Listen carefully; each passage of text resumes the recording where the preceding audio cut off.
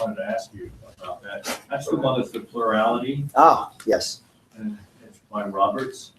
Yeah, so it's the only bill that I'm aware of that has the plurality issue. If you go back to the conference we had last year announcing the compromise of SB 54, it was acknowledged by everyone at that press conference that plurality was an unresolved issue, and that it was one that we could visit in this session, and that would not be a violation of the compromise. It goes to the scenario that you see in Nevada, that if you have many people that qualify for the ballot and for a for a primary, and if that process creates a crowded primary ballot, you could see with someone with less than 50% of the vote, where primaries also inherently don't have a huge voter turnout, you could see a small number of voters maybe dictate or drive who would be the nominee. And so we'd like to see a winnowing down of the potentially crowded primary, and see and make sure that when you're having people vote, they're voting hopefully between two able candidates. And so I think Representative Roberts' bill represents a solution. Is it the right one? That I think could be left for further discussion, but where I don't see any other bills out there that deal with plurality. And I think that issue by itself is a critical one that we get right this year before you can't do it next year once the election cycle is about to start the day after your session ends. You really can't, the parties wouldn't have time to organize or contemplate what we would pass by way of plurality. They wouldn't have the lead time to be able to prepare for that if we don't deal with it this session. So for that reason, I've been very supportive of a solution being pushed forward. Count My Vote was there, and Rich McKeon, and he said at the committee hearing that he saw this as in principle a violation of the agreement, because it would send back to the caucus convention system candidates who may purposely not gone through the caucus convention system. In other words, you could have a candidate who got his signature and got on the primary ballot, came in first or second in the primary ballot, and then gets a third or whatever it is, and then gets sent back to the caucus convention system. Look, I can see why the Count My Vote group would not like Representative Roberts' bill as it's constituted. I don't think that it violates the compromise. However, I will say that an amendment that would allow for a runoff election ought to be filed if it's a better way to arrive at the final two candidates. At this point, I don't want us to not do anything because one side or the other side doesn't like how plurality is being addressed. I think we have to be serious that plurality is a problem or could be a problem, and I think that we need to address it. It goes back to when Harry Reid was running. You had such a crowded Republican primary of those that would want the nomination to run against her or against him. And I think that the nominee, there were a lot of great candidates that I felt kind of canceled each other out with votes, that if there could have been a runoff or a way to look at just two candidates and let people vote on the Republican side, you might have seen a stronger candidate emerge in that Senate race than you did. And I don't know that that's a practice that Utah would want to follow. How goes things with Healthy Utah, Utah Cares, all of these bills? I mean, are we going to be seeing Representative Dunnigan's bill anytime soon? Representative Dunnigan continues to work hard on on good policy that would look to provide care for those who currently do not have health care coverage, that coverage gap of 0 to 100%, bringing care to them.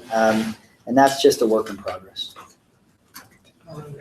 Senator Niederhauser mentioned there was talk afloat to maybe do Healthy Utah for 2 years and then have Dunnigan's bill kick in after that. Yeah, Has there been much talk about that here? Yeah, we're still. I can't say it better than just work in progress. I don't have any updates at this time. Have you seen any language in a non-discrimination religious rights bill yet? And do you have any opinions about that? Nothing in a final form, but I've seen prospective language, and I'm excited. Or let's put maybe excited's too emotional. I'm optimistic that there is some good work being done, and there is certainly ground ground that I think could be covered where different stakeholders could agree on. So I think I remain optimistic that there's something that could be done on that front. Think it's enough to get the support of the House, of the body? We'll have to see the bill in the final form.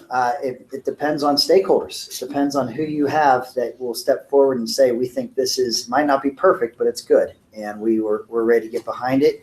If we can see those stakeholders come together, I think it raises the chances that bill can pass mightily. How soon do you expect or want to see something? I think we're getting down to it. We need to see something in the coming days, hopefully, that's ready for prime time. Can you explain why you're optimistic about it? I go back to the announcement from the LDS Church where they talked about anti-discrimination and religious liberties, and I think that was a strong statement that there's room for both of these policies to live in the same room and hopefully maybe in the same bill. And I think that's different than the way we have addressed this issue in the past. And I think that is one of the big differences when you talk about stakeholders. If you have a common desire to get something done, it does change the equation, I think, in a positive way. House Democrats and Senator Shiazawa are having their own Healthy Utah hearing tomorrow night. Any comment on if that affects the process? Or? Not first I've heard of it, Lee. We have our process in the House, and it's still a work in progress. How you feeling coming into the final days of the session? Tired. I feel like you're able to. No. I can On a sympathize Monday, with you there. On a Monday. Yes. Yeah. Ben? How about, but are you feeling like, are you going to be able to get to all of these issues? There are still some major issues that both chambers have to deal with. And are you going to are a lot of stuff just going to have to wait till whenever you? You know what? It's amazing. Necessity is the mother of invention. I think mother of invention. We are going to continue forward. The one thing you cannot accuse us here is not working hard. There is an incredible amount of work being exerted on so many different fronts. And I'm proud of our colleagues for how much work we're doing, both in public hearings as well as behind the scenes on many bills. And I still believe we're going to have a lot of good legislation passed that improves the state and makes the place better than what we found when the session started. Think you'll get it all done? No. I don't know about all, but Yeah. we'll have made great strides in the session.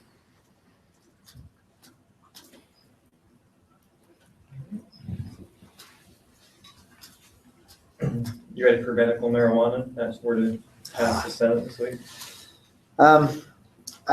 We haven't visited with the house to kind of get a pulse of where people are at. My wife's 92-year-old grandmother lobbied me heavily on this bill over dinner last night, and she is a ardent supporter of Senator Madsen's bill. She told me that Grandma Alice told me that I need to, get a clue.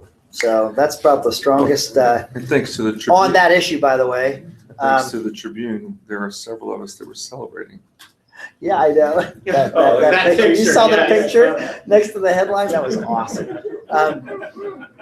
You can't. I think snicker and that. Representative Gibson must be its most ardent supporter.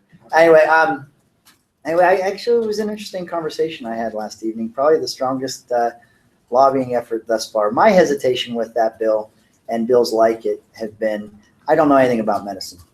It's not what I do. And where the regulatory climate of what becomes approved and what ought to be considered medicinal, I don't feel that I have a base of knowledge to make decisions like that. I can meet doctors and I can have physicians give me their best take, but there happens to be people that feel differently that are physicians on this. It's a tough issue for me to dive into, and it feels more political than it does about medicine. And so that medicinal marijuana is a difficult area for me to weigh in on or to support, because I don't feel that I know enough about medicine or treatments or what what's appropriate to use and what's not. It's not something that I decide on a regular Is basis. it coming up a little too late in the session to really have a real substantive discussion about it? I honestly don't know. I think that bill, it needs to get over here soon. We are really committed to a process where we have two public hearings, both in the House and the Senate. This is something that we want to see. I think you'll see that we have more standing committee hearings this session and later into the session than we've had in the past, and that is done with a commitment to having more of the bills that we consider having hearings in both houses. And so I think there's still time for that to happen, but it would have to, we're on a little bit faster track this week. Have either of you two had a chance to meet with what they're calling the faces of the medical cannabis bill? Have you? I've met with several. And what do you think of their stories, and how do you feel about the proposal? I sympathize with some of the things that they're going through. It's probably hit a little more personal for me recently. Just someone that I know really personally called me out of it was funny. It's like a cast of events. The little, we joke about the thing in the paper. And then two people out of the blue, I guess that was their cue to call me. The people that I knew, and one person in particular. And so I'm probably more apt to listen and to sympathize with what they're saying. That being said, it'll be interesting to see what Dr. Senator Shizawa thinks is the only MD in the Senate as that comes through. And then we have several physicians in our body, and to understand there's a fine line between who do you determine who needs it medically, and that versus sliding over into recreational. And so where that definition comes, I don't know. And so for me, that would be something I look at. So, But meeting with some of the people who have had a personal experience with it has kind of changed your mind a little, or opened you up to it? I don't know if it's changed my mind, but I think it's opened up my mind to think, what if I was in that situation maybe? But that being said, I'd like to continue to study it, see where it comes over from the Senate. I'm not a blanket no, if that's what you're asking.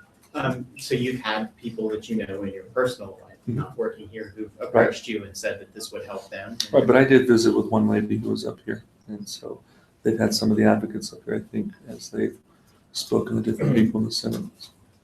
But they've approached you and advocated for it, Yeah. and tried to persuade you. Or at least talk to me about it, knowing that there was a chance it could come here. Let's just do one more question. And you find their stories compelling from what they go through and how they use it? Everyone has a unique story, so everyone's story is different. I do listen, and I try to maybe put myself where they're at, but yeah. Okay. Thanks, guys. Thank you all. Thank you. Appreciate it.